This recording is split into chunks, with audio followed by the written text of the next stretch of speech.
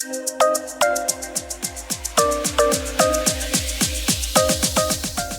share with you is a little bit about their industry, but also the opportunities that exist that they see for all of you, and also to give you some challenges to think about of problems that you might be interested in solving for our community. Would you like to start, Francisco? Sure. Said it right again. One way to remember is, what's the funnest name to say from one of the best Christmas movies? Francisco. So, that's my little tip of the day. Not related to anything we're talking about. So, in terms of the industry I work in, so I work in marketing technology about reporting on how businesses see pipeline generation and pipeline revenue, right? So a lot of what I do is making the technical non-technical, right? And that's how a lot of my life experience has been, is how can I take what I have and create an advantage of that, right? How can I empower individuals? I do it with knowledge, right? But when we think about how do we empower individuals, right? We've talked about how note-taking technology, right? So my physical disability impacts my ability to write fast, right? And when I think of when I'm in a meeting with customers, what is the key thing, right? Is being able to be present. And note-taking technologies with AI were created for another purpose.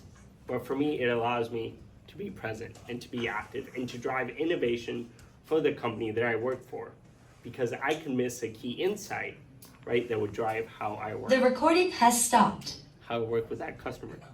While the recording has stopped, I have not stopped. But go figure.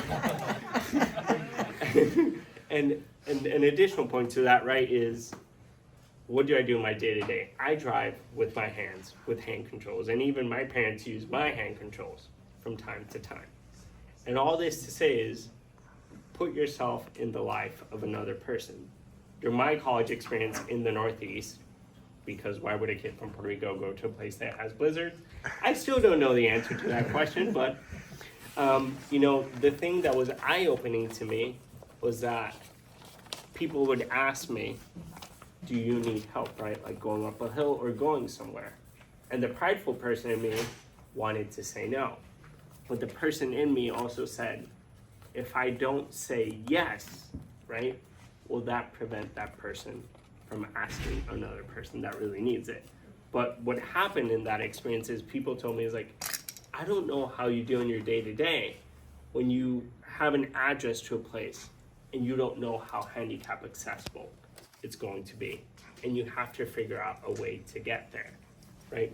So when you put yourself in that perspective of what are those challenges, not just in the business aspect, but in the aspect of a day-to-day of a person with a disability, how can you help that person thrive? How can you empower that person to do the best work with their family and in their workplace? So I think the biggest challenge that comes, right, and when I think of my day-to-day in the workplace is, how can I work quicker, right? Like, how can I be more productive with the challenges that come with my disability, right? Because it doesn't impact how I think and what I do, but it impacts my ability to work quickly. And how can I work quickly and efficiently, right? While working with technology. Okay, great. Thank you so much. And Tiffany. Gosh, so much stuff that I want to share. I will say that when you think about, when I think about the work that I've done, hearing aids are easy, right? Hearing aids give you access, and that in and of itself is a device that gives people accessibility. But I think back on hearing aid technology, where we used to have simple program buttons and volume controls, but now, hearing aids have fall detection, right? You can actually take health, stats using a hearing aid.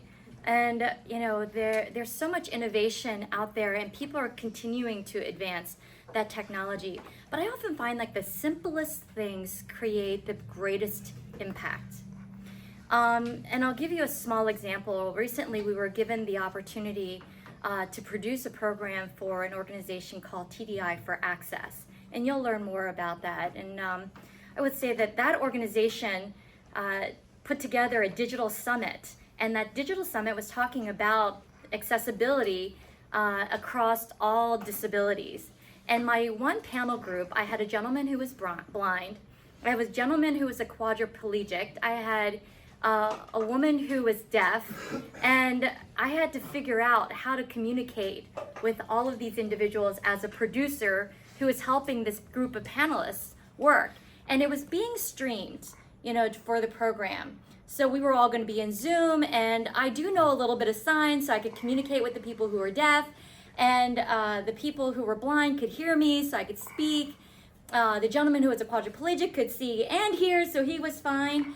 But then on the day of the show, our engineers said, we're going to have to take the audio from the Zoom room. We can't take it from the platform that we were originally going to use. This meeting is being recorded. So all of a sudden now, I couldn't speak to my panelists.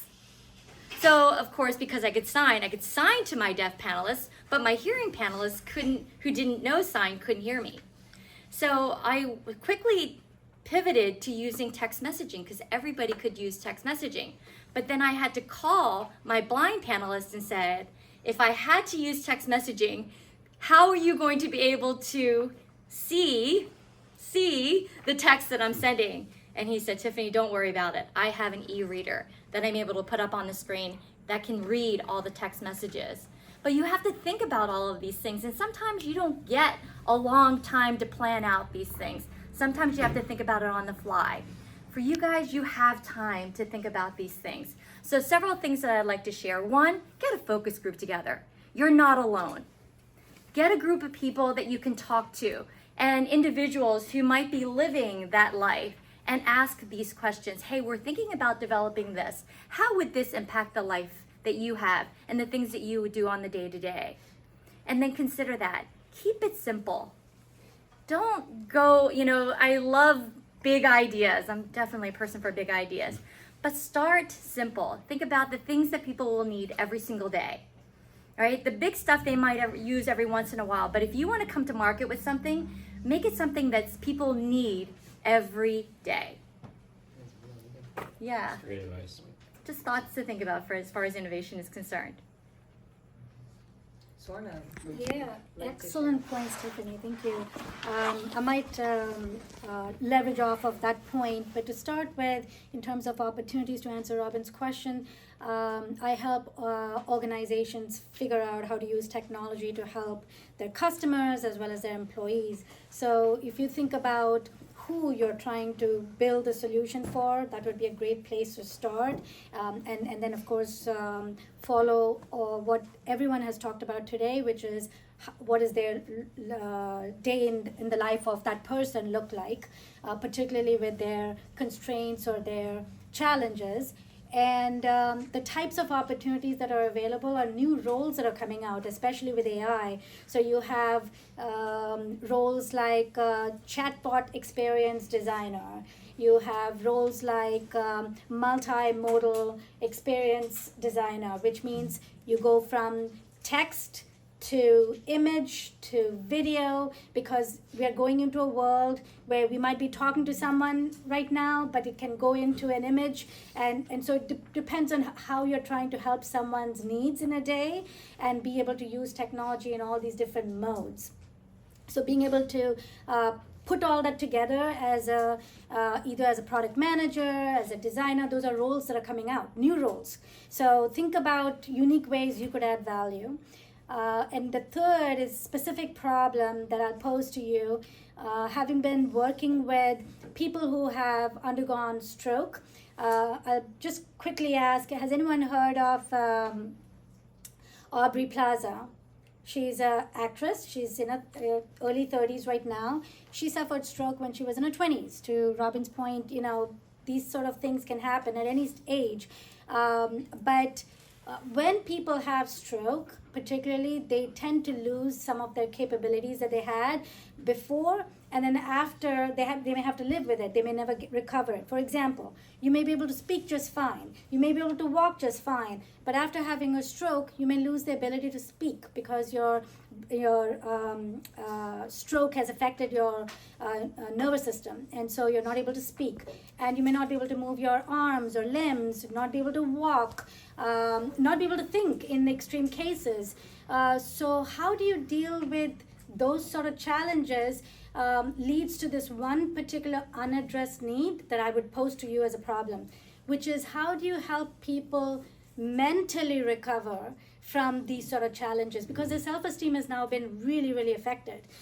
Here they were before, they thought they had all the abilities that would allow them to live life fully, and then now they're facing a life where they are not going to be able to have these abilities, and so they're depressed. So mental health, but mental health particularly for these sort of challenges, how do you solve that kind of a problem? That's super insightful. So, again, the differences, right, of the experience, the mindset in the different, if you're born with a disability, so you're born hearing impaired, you don't know what it's like to hear. But if you lose it temporarily, right, you've already known how to hear. Or if you, and so what goes through you mentally, and then also on a permanent basis. So really love that you brought that up, Swarna, because the experiences are very unique to the different types of experiences that the person with disability has had. So not last but not least, because he's definitely super impactful, is Craig. Could you please share your background, opportunities, and challenges that you would like these young adults to solve for you?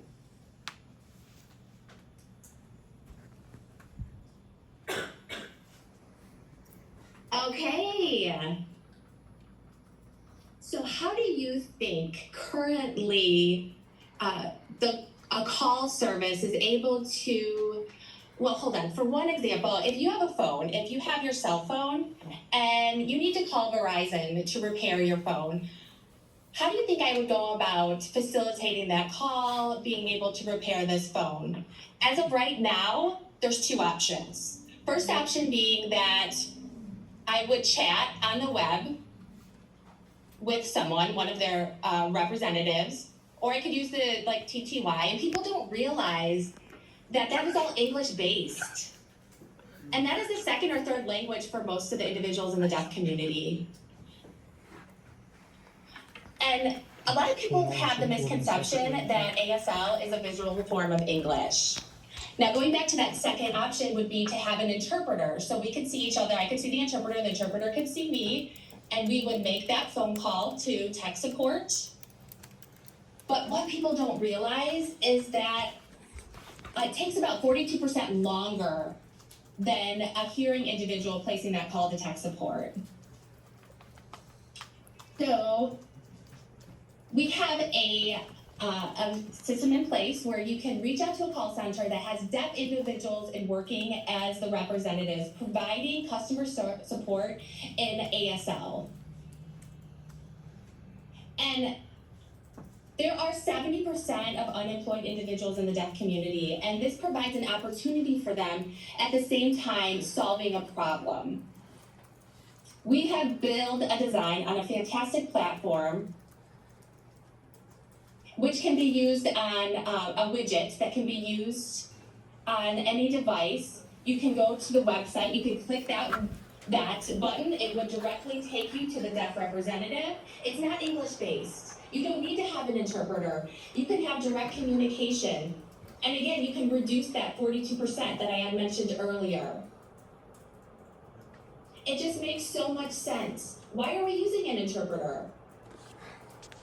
And so this is going to be financially beneficial and saving funds. And as for me, when I call someone back,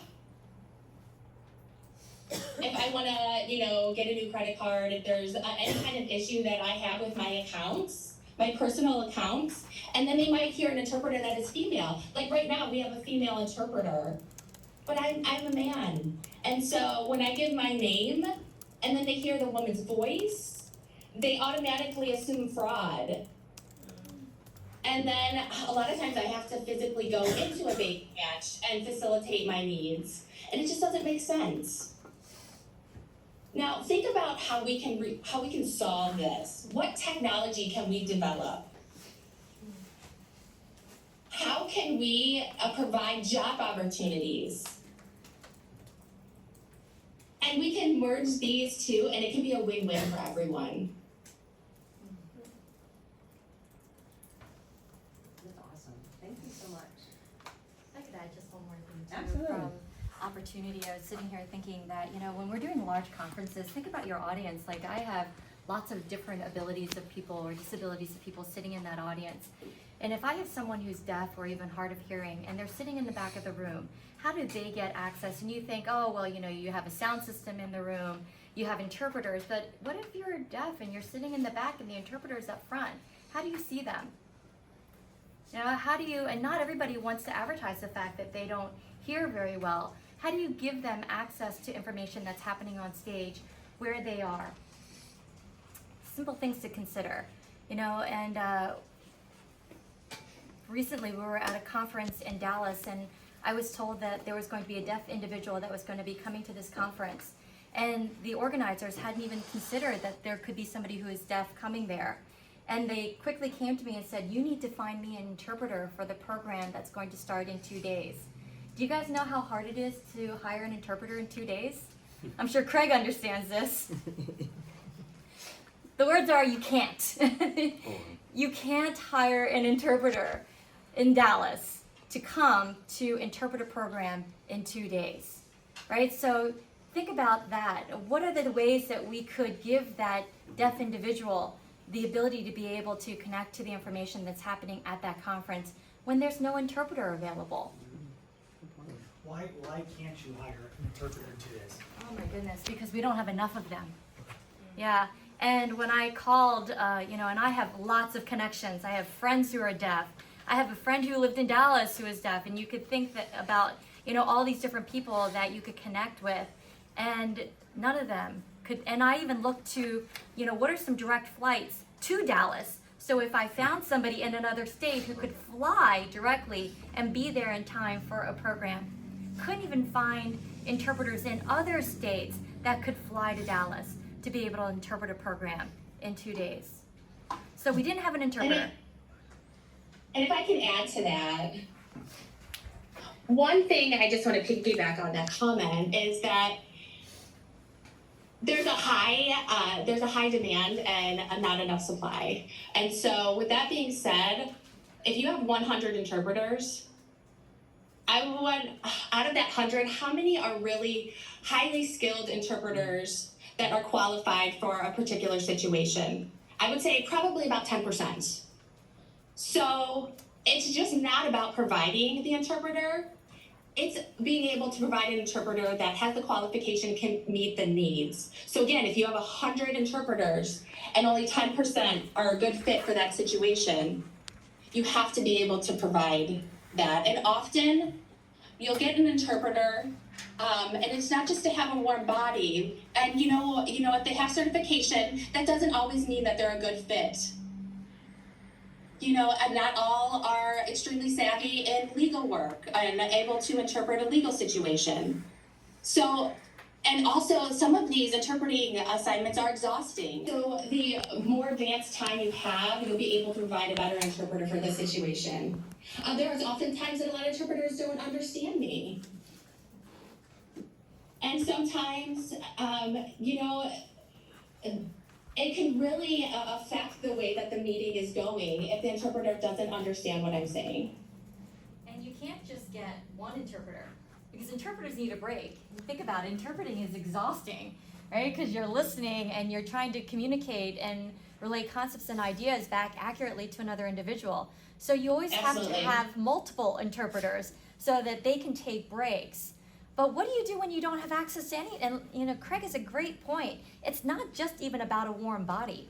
It's about somebody who's knowledgeable in the topic that, you know, they need to interpret. So there are a lot of challenges out there, but how do you give individuals that access? You had your hand up in the back of the room. I want to make Well, sure. you guys covered it. I just wanted to ask about subject matter expertise with Yeah. finding an interpreter. You did. Yep, absolutely. So, one of the things, hopefully, I mean, I'll tell you what, I've learned a lot, okay? And I'm sure that all of you have. So I wanted to open it up for Q&A. If you have any questions, because we have these experts right here at your fingertips to answer your questions, if you have any. Oh, Francisca, you mentioned that you would like to see some type of technology help you work faster. What type, like in what form would that come in? Like getting around quicker, or just using the technology like a computer more efficiently? It's a great question.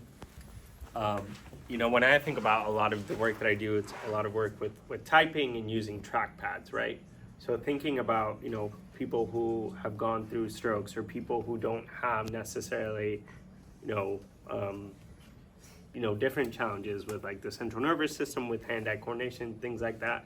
So, a keyboard, a trackpad, right? They haven't had a lot of innovation, right? It's throughout the years, right? So that's one example that I can use is how can I, type faster? How can I move more quickly? And with that, reducing the amount of errors that I do. But one point that I kind of wanted to bring to that is, as you think about the solutions that you come up with, what is reasonable and what is practical, right? When I think about my life as a person with a disability, when I try to enter a place, a ramp is a perfectly reasonable thing. But if it's extremely steep, how's that practical for me, right? So think about reasonable versus practical. And if I may add to Francisco's first challenge, consider the different modes of technology. So you have text that we use today a lot, but what about voice? Do we need to use keyboards? Do we need to use typing? Just a thought. Okay, so when you're taking this information, what platforms or tools are you trying to put it in? So are you going from text, voice, Salesforce? What are you using? Sure.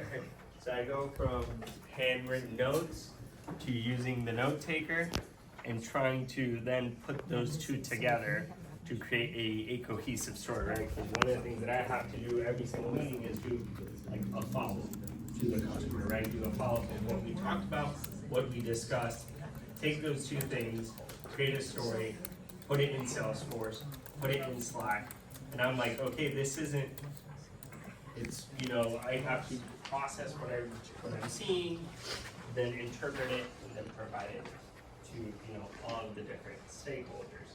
And then all of that, say that I meet with the customer a week later, trying to recall everything that I did and where I put it. So that's one of my challenges of every day. Thank you. Yeah.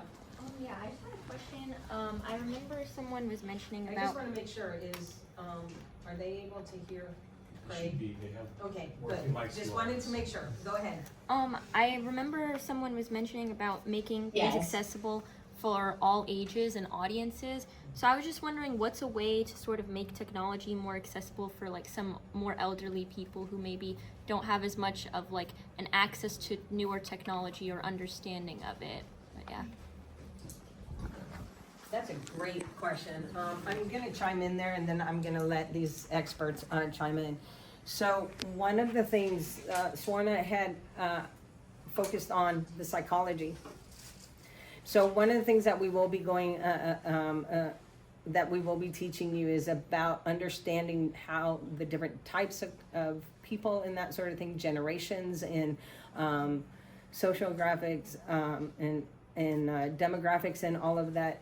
So keep that in mind, is their comfort level with technology, right? Because through their experiences, we're used to using different type of medium than what is used today. So it's not so much that maybe technology doesn't exist, it's not something that resonates with them, that gives them a comfort level to be able to overcome a challenge that they're experiencing. So yeah, I'm throwing that out to the whole team here to give your input. So think the elderly population, we always have a concern, right? Because we think that, gosh, they're not very technically savvy and they don't know how to work things. And one of the things that I got to do when I worked for that hearing aid manufacturer was I oversaw government contracts. The VA was one of our biggest clients. And if you think about the VA, it's a lot of elderly gentlemen that are going there to gain access for hearing aids. The VA was very specific in the types of hearing aids it would put on contract. It could not have a program button. It could not have a volume control. And wasn't that the first two things that I said every hearing aid had was a program button and a volume control? And you think to yourself, well, it doesn't have a program button. How do they access different programs for different listening situations that they're in? And if it doesn't have a volume control, how do they elevate or decrease the amount of sound that they need to hear in certain situations? The government would only allow products on contract that was 100% fully adaptable in any listening situation. And then the other thing too is because dexterity was an issue for a lot of these elderly people, that was another reason why they didn't want to have controls on a hearing aid. So you had to have a remote device so that with large buttons that any senior individual could use. So they only allowed those products on contract. So, it's a good question to ask because I think demographics is really important and access. You think a lot of times seniors, I do a lot of working in medical offices, really educating physicians, because oftentimes physicians are a key component to access to information. So, we do a lot of that education, and that could be something that you ask yourself too. How do I provide that information to, and what types of people need that information that would have access to those senior individuals that could offer that information? Yes. So this is a question more for Craig. As AI comes out and it allows us to, interpret maybe without humans, and maybe that's a possibility in the future that's already here, do you feel comfortable with that? Because I know sometimes robots can't convey feelings like humans can.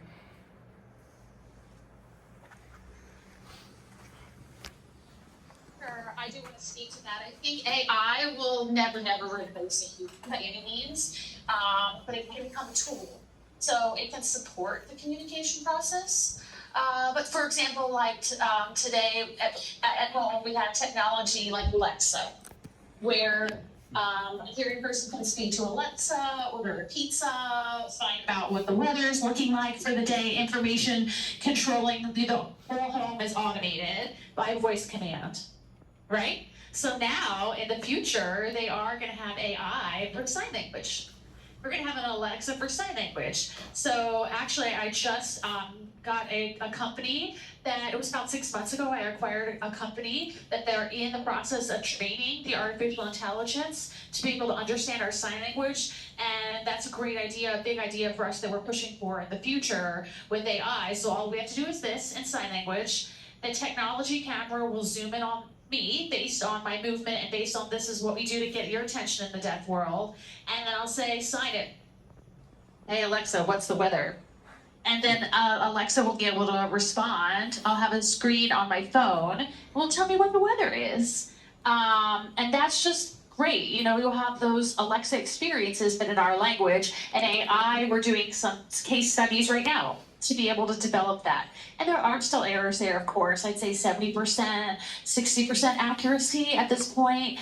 So it's not released on the market until it's at least we're at 80 to 90% accuracy. But over time, with AI becoming trained, which is what's happening, it's going to become a lot more familiar with reading signs. But remember, signs, there's a huge variety of synonyms and acronyms and all just the variety, nuances, facial expression to communicate. There's so much inflection within the language of sign language, so to train AI to be capable with that and to become, that is a real challenge. But providing something like that that's a supportive technology, not replacing humans by any means. The human part, the human element is part of it because emotions are involved with communication. So it was mentioned that we had to take into account people's mental health when making these platforms for solutions. What are the different aspects of the mental health that we need to take into account? Because I know most of us when we were coming in here, we're probably gonna think about the physical way of helping people or the mental one. But I feel like when making these solutions and platforms, we need to incorporate both of them into it. So what do you think are like the personal experience or secondhand accounts of mental health that we need to take into account? Good question. I can start with that. There are some AI tools, some that are available free, that are already beginning to work with humans to understand where they are in the emotional cycle of how a human can be feeling. So they're able to recognize the sentiments based on how you're responding to them, how you're interacting with them. So that's one way. How do you recognize where the human's feelings are? The second is, when you recognize where the feelings are, what do you do about it? So the technology needs to be able to figure out, do they need to respond empathetically? Do they need to recognize this is a serious issue and maybe suggest appropriate recommendations that are responsible and safe, so the human is inspired to take action to protect themselves? Or it could be just, it's sort of on the milder side and it's requiring more of a supportive response. So those are ways to deal with mental health, is understanding the sentiment, understanding what to do about it given the human sentiment, and making sure that any recommendations or suggestions are coming about in a highly responsible, safe, and ethical manner. So those are some angles of recognizing and what to do about it. But the part from a human perspective is, we want our mental health to be better. In fact, to be in the best situation. So mental health comes into the picture when we're not exactly in our best frame of mind, if you will. And so how do you help this person recognize they're making progress? So let's say you started working with a technology when you're feeling very down. How do you help this person realize they are beginning to feel better, they are doing better? So some ways to track progress over time, and being able to play that back, because we all feel really good when baby steps, which we tend to underestimate, which we tend to ignore, can actually build up over time to a tremendous progress, right? So how do you help people feel better about that, showing progress in a tangible manner? So there's some examples of being able to help with mental health, in terms of helping with the problem, but also helping them feel like they're actually getting better and more in command. I like what you said about progress. I was thinking about an example because, again, how many of you guys ever used Alex? It's a math thing. Anybody have that? It's ALEKS. It's a math program. Well, our oldest is in high school and he uses Alex. And one of the things that the teacher, his geometry teacher, said is you have to get to 50% on a pie chart in Alex. So last night he was at like 48%. So he sat down and he started doing more lessons to get the percentage up. He did 16 lessons and it didn't improve 1%. And he got so frustrated and he just wanted to stop. He's like, do I need to keep doing this? He's like, I've done 16 lessons and it hasn't improved, and here it was a glitch in the software. So he emailed the teacher and said, I've done 16 lessons and it hasn't improved 1%. But that's exactly what I feel like you're saying, is tracking progress. People want to see that the efforts that they're making is yielding something. Yes, and it actually, funnily enough, it actually helps even with the improvement. So it's not only making a human recognize, I'm doing better. I didn't even realize I was doing better. I'm doing better. But the fact that I'm doing better actually makes me feel better. Right. So a lot of that's called gamifying, right? So making it fun for them to engage with it and finding ways to that. And those little kind of endorphin hits of, I get the points or I get to move across the ladder are things you can do. But that's also what we also talk about with products, is how do you get your user to be engaged with the product that you're engaging in. Really good question. Are there any more questions? Yes, no, really good questions. And like I said, I am very insightful, this panel, and extremely gracious for their time and contribution that they've given us. So if we could give them a round of applause.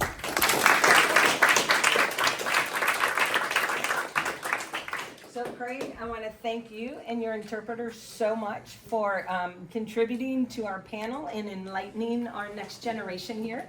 and really look forward. So we're going to be looking at bringing Craig in person when it comes to our pregame event. But anyways, it's been a true honor to have you with us, and thank you so much for your time. Can I offer just one more Yes. bit of advice? As I shared earlier, I'm sitting for my CPACC certification, which is your certification in accessibility And and I wanted to say- inclusion. Sorry, I just wanted to say no, thank you. It's been a pleasure as well. Just Craig responding. We appreciate that. Thank you. Thank you. When I signed up for that course, you know what question it didn't ask me? How old are you?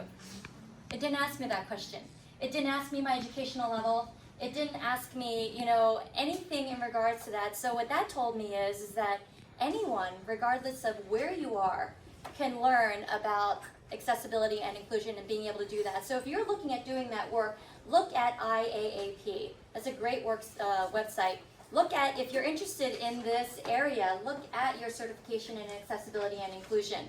I started talking to my 12-year-old about all the things that I'm learning throughout this certification, because my belief is that if you can explain it to a 12-year-old, anyone will be able to understand it, and that means that I've obtained the knowledge. But what started happening is that he started asking me questions, which means that he has an interest in it. So whenever I'm learning something in that class, I share it with him so that he can also gain that knowledge. So just consider that. That's a great way to educate yourself. Also, too, they have certification exams every 2 weeks all across the U.S. So you can study for it on your own and get certified at any point. So just something to consider if you're interested in this work. Excellent. Yeah. Well, all right. So thank you very much, panelists. We're going to be... Craig, could Craig interject one thing real quickly? Our leadership team too, we have published articles pretty frequently, videos about AI. And you can absolutely follow us on 360 Video about the AI. You're going to see what's going on, learn about the automation process, all the perspectives that come with that, what experiences we've been through with that as well. So, and what innovations, if you want. And it'll maybe foster your innovations if you want. That is really great. So we will make sure that all we'll put it on Basecamp, so you guys all have access to that link to be able to take advantage of what Craig is offering. Well, okay, so we're going to conclude our panel, and what time is it? It's almost 11:45, about 5 minutes. Okay, great. Yeah. Yeah, I think that if we can conclude the panel, and then there was some questions that I wanted to ask the teams. But again, let's just thank our tremendous panelists for giving us their time.